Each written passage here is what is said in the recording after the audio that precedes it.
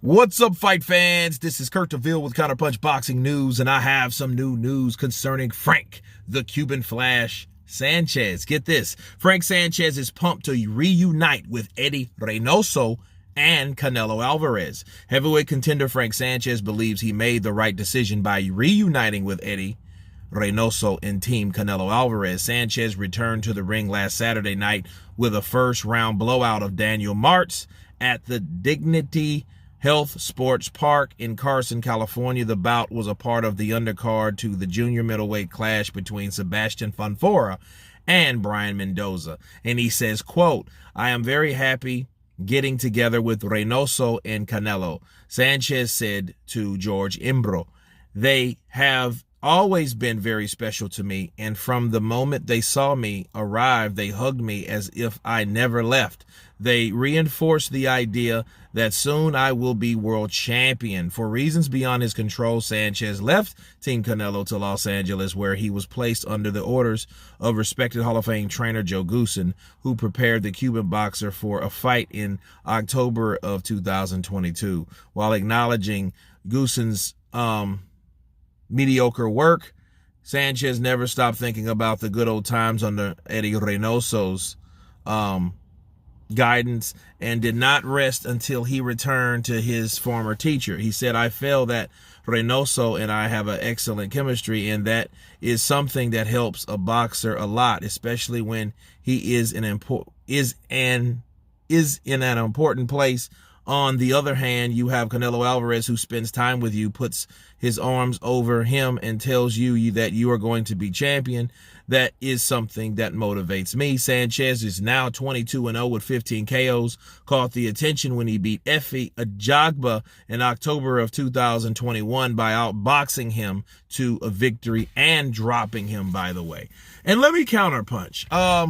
Let me add to this, because this is pretty much true. And a lot of times, people thought that the momentum was leaving the Reynosos because, Ryan left. And the reasons why Ryan's supposed to left is because he didn't get enough time. Well, according to Team Canelo, Reynoso's said that, it's times that he didn't even show up. And when he did, he wanted all the time for himself. Well, if that's true, that ain't fair. So he went to Dan Goossen. And then I believe that the scheduling of between Frank Sanchez and Eddie Reynoso, was too tight, and he didn't have time to train him, so he went to Joe Goossen. But it would appear like those two guys left because they were spending too much time with Canelo.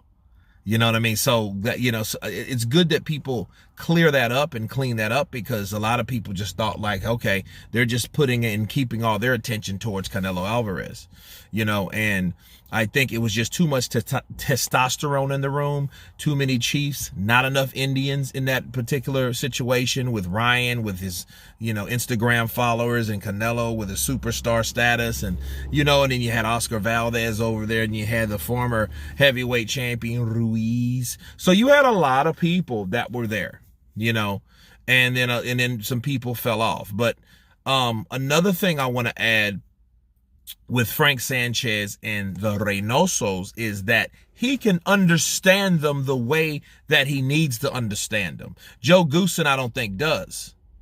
Okay, you're going to have to speak someone's language fully and understand what they say, when they say it, and how they say it, and how they mean to say certain things.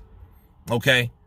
Certain people say things in certain ways that get you the attention to know, okay, this is serious, or this isn't as important, or this should take this more lighter, or don't take this as seriously. Oh, but take this seriously. Those type of things. And I believe Eddie Reynoso and Frank Sanchez have that bond, along with the motivation and the inspiration and the encouragement of guys like Canelo Alvarez, because he's not a hater. Canelo ain't a hater.